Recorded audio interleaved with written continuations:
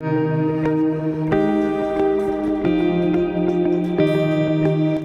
hello, hello, my beautiful people.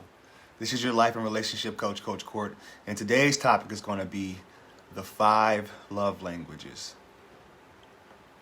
So I put out a little feeler yesterday about the topic of the 5 love languages, and I was wondering what is it that people have as their languages.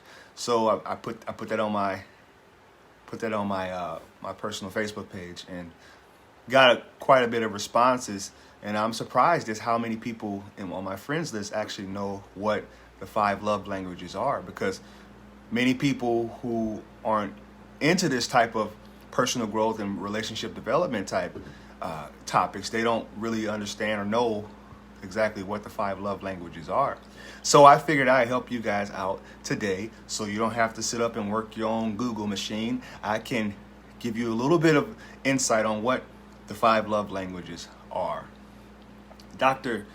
Gary Chapman released the notion, I don't know, must have been a couple decades ago, maybe shorter, but he introduced the notion that there are 5 love languages that humans speak. There's ways of connecting and deepening your love and your attraction for that person by speaking their individual love language. Why is this important? It's important because certain people speak languages that other people don't. Everybody's love language could be different. It's like if you were speaking Japanese or Chinese to a person that's speaking Spanish, they just won't quite get it. They won't comprehend, and you'll be, butting heads because you'll make no type of development or no type of progression in your relationship. So your relationship just wouldn't deepen if you don't know how to speak that person's language. The most important part, though, is you have to have that person actually on board and willing to understand what the love languages are, and willing to learn not only your love language, but also learn theirs as well, so they know exactly how to be loved. Because a lot of people don't know how to be loved because they just, I don't know if they just don't care, or it's not something that's important to them, or it's just pure, ignorance maybe. But either way, I want to help you guys out today. So the first one is words of affirmation. Now, when I put this little feeler out yesterday, asking people about their love language, I got an overwhelming response from women saying that one of their primary, there's 2. Out of the 5, you have 2 that you really, or that can really fill up your love tank. There's a notion to Google that also, the love tank theory, that really fills you up when a person speaks this particular language to you. And words of affirmation was overwhelmingly put out there for women. And what words of affirmation is speaking your partner up, supporting them, being their personal cheerleader, basically.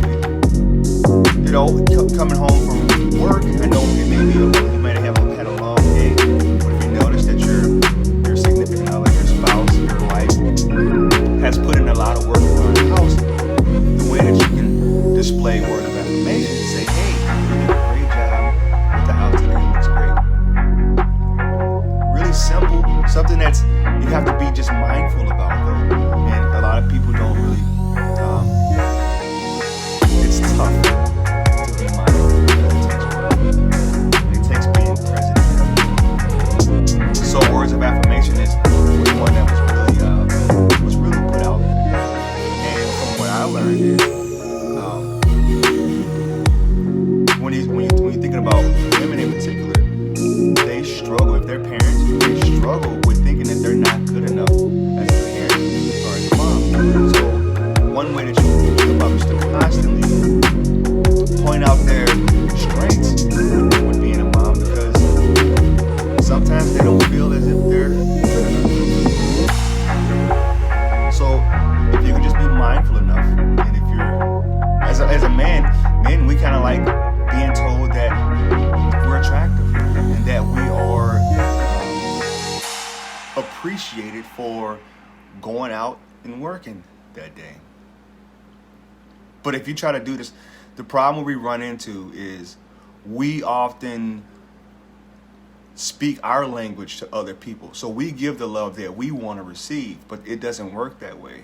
If a person who really loves words of affirmation give words of affirmation to somebody else who can care less about being praised or having words of affirmation that express to them, it's not going to deepen your relationship or your connection, because it's just not something that's important to them.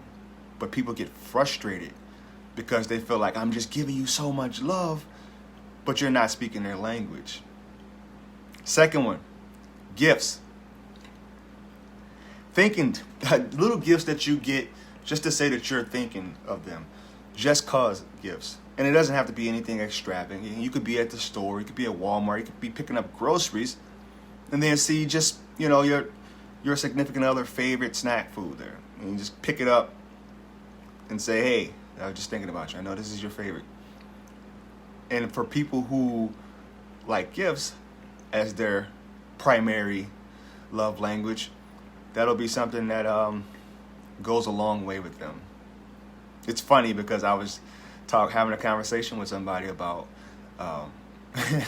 about gift giving, and it was a lady who said that was her primary gift, and they would joke, her primary love language, and they would joke and say, oh yeah, she's a gold digger. But it's not, it doesn't even go, it's not that serious. It's just what they've learned over the years and what makes them feel good. Next, acts of service. So doing things for your spouse is how you display acts of service. If you come home, you're tired from work, you see that the dishes are dirty, do the dishes, take the garbage out, put the kids to bed, give them baths, go outside and initiate the shoveling that needs to happen all year long in this beautiful state of Wisconsin. So that's a way that you can actually show acts of service, if that is your spouse's primary love language. Now, how do you, this is another question that I have for you as the viewers. I'm going to get my answer, but you can also follow up and just let me know what you guys think about that. How do you find out what your spouse's primary love language is? And I would say by trial and error, by practice. See what their reaction is when you do certain things for them. If it's acts of service, if it's gift giving, if their response isn't something that's like, overwhelming, and if you know your spouse, you know their history, you know what things really lit them up and what things they can care less about, that's a good way to go about it. Trial and error, and try not to get frustrated. If the way that you think, or the language that you think your spouse is speaking doesn't work out and you don't get the response that you think you should get, don't get frustrated. All right? Quality time. This is one of my love languages. Quality time is huge for me. It's just my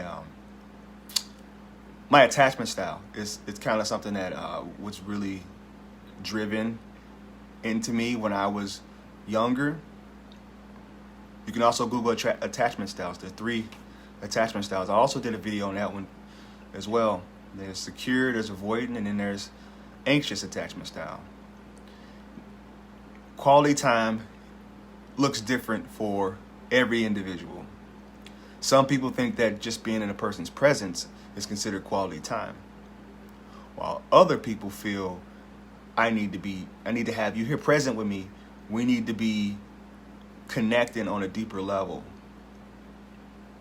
So now, where you come into issues with this love language is the amount of quality time a person requires. So if you're living together and you're doing the same thing, the same routines every day, day in and day out, maybe Netflix and chilling all the time, it's not considered quality time. I like to do things like go out, bike, hike, go bowling. I'm very like spontaneous. Play board games. I like to do things like that. That is considered quality time for me.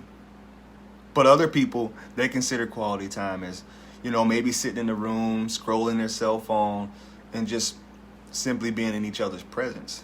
I mean, that's time that you are spending together. But even if the definition of quality time from Dr. Gary Chapman is your undivided attention. That's how you build that connection. That's how you keep that connection strong also. I mean, I have friends that are in very healthy relationships and very healthy marriages that will have game nights and have group nights where they'll sit their cell phone in the middle of the table and say, yep, nobody can touch their cell phone. First person that touched the cell phone, you're either paying for dinner or you're cleaning the house. That's quality time in my opinion. The last one, physical touch. This is my second favorite, or my driver, I would say. And that also goes back to my attachment style because I like closeness and connection. So that's just pretty self-explanatory. Hand holding, hugs, kisses, affection, back massages, foot massages, just connectedness to that person. That's the way that you can display that. And sure enough, you know if it's actually working or not, because you'll start to get them asking more about it. They'll come home and be like, babe, can you just rub my shoulders? And it's not that they want you to like be at their beck and call. It's just that that's what their language is. The connectedness. If they're feeling distant and cold and down and out from their day at work, they'll ask you to bridge that gap with them and get closer. So you guys got any questions? If you feel that this video was of any value to you, please like, comment, share it with your friends. And also, if you want to, put down in the comment section what your love language is. If you go online, Google 5 love languages, and you can easily find tests that you can take to figure out and decide what your love language is. I've done it several times, and honestly, it's changed over the years. There's been things that I thought was more important 5 years ago that aren't as important to me anymore. So go ahead, check out the video again, like, comment, share. Happy Monday. Just spreading some seeds for you guys. I love you.